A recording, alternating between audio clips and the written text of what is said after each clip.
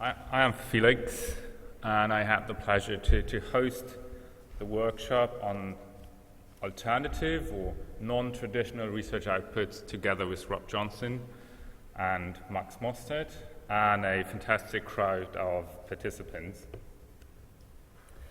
At the very beginning, Mark Ellen mentioned that it's time to put the researchers back into focus.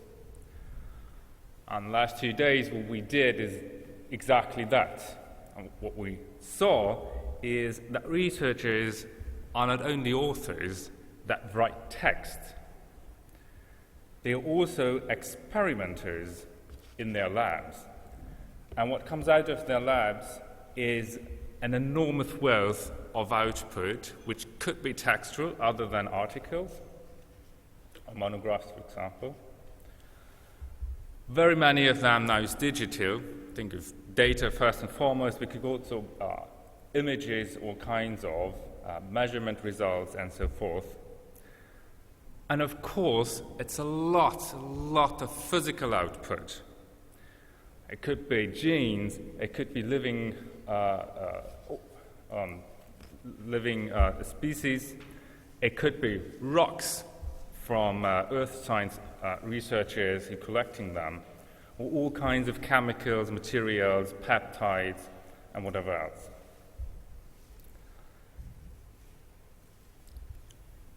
The funny thing is that all those wealth is not very well accessible yet.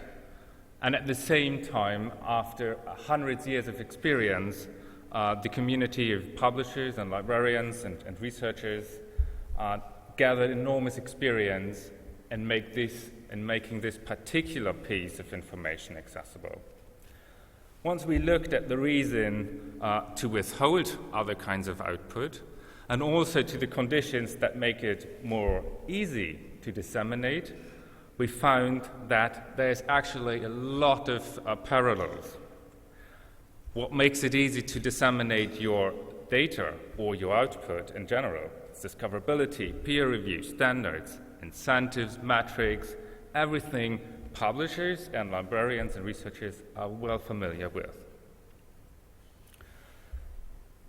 So I would invite, as a result of this workshop, to think about this and to think what publishers could do or where they could develop even further into creating an environment that makes it even more inviting for researchers to share all kinds of their outputs for their fellow researchers, for their funders certainly, and for the greater public as well.